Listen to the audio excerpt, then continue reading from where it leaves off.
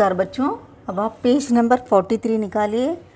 इसमें से देखिए थर्ड बिट, दिए गए वाक्यों में आए रंगीन शब्दों के संज्ञा भेद लिखिए। बच्चों इस वाक्यों में आपको पिंक कलर के वर्ड्स दिखाई दे रहे हैं ना, उसके संज्ञा भेद बताना है। पिछले कक्षा में मैंने आपको संज्ञा और उसके भेद के बारे में बताया था। संज्ञा के भेद 3 प्रकार के होते हैं, व्यक्तिवाचक संज्ञा, जातिवाचक संज्ञा और भाववाचक संज्ञा। पता है ना बच्चों आपको। अभी इसमें कौन सा संज्ञा है हमको पहचान कर यहाँ पर उसके भेद लिखना है। बच्चों मैं एक बार फिर से समझाती हूँ।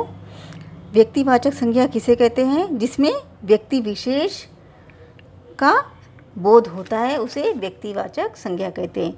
जिस जातिवाचक संज्ञा में जाति का बोध होता है उसे जातिवाचक संज्ञा कहते हैं, और भाववाचक संज्ञा में गुण दोष का पता चलता है उसे भाववाचक संज्ञा कहते हैं।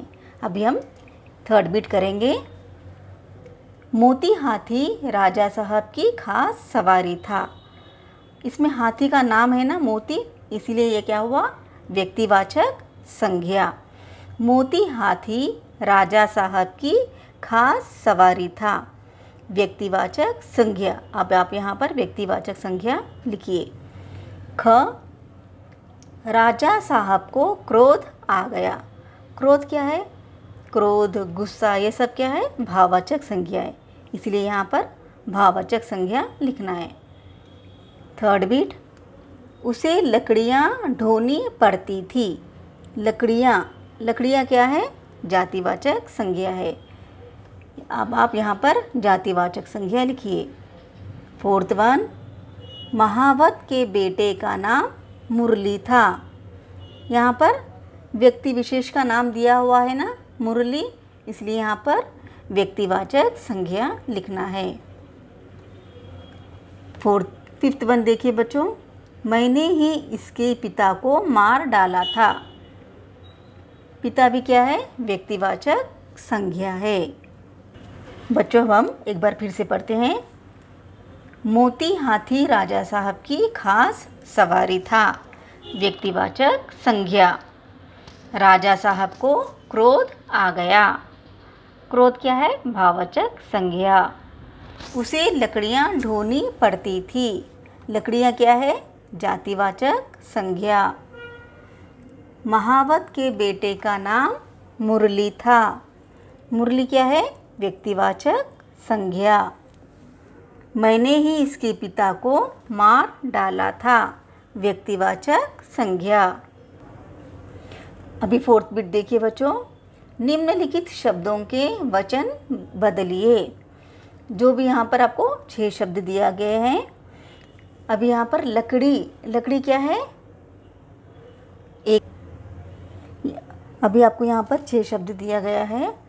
जो भी शब्द एक वचन है उसको बहुवचन में बदलना है। बहुवचन शब्द को आप एक वचन में बदल कर लिखना है। फर्स्ट वन देखिए बच्चों, लकड़ी एक वचन शब्द है, इसलिए इसका बहुवचन लकड़ियाँ। और एक वचन में यहाँ पर बड़ी की मात्रा आती है। जैसे हम लोग बहुवचन लिखते हैं, बड़ी की मात्रा छोटी की मात्रा में बदल जाती है।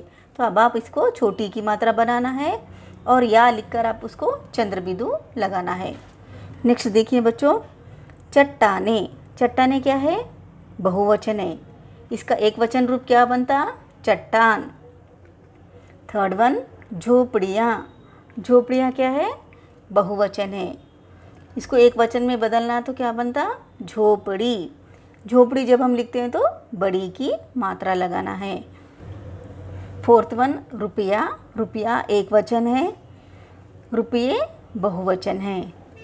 नेक्स्ट वन देखिए बच्चों, उंगली एक वचन है, उंगलियां बहुवचन है।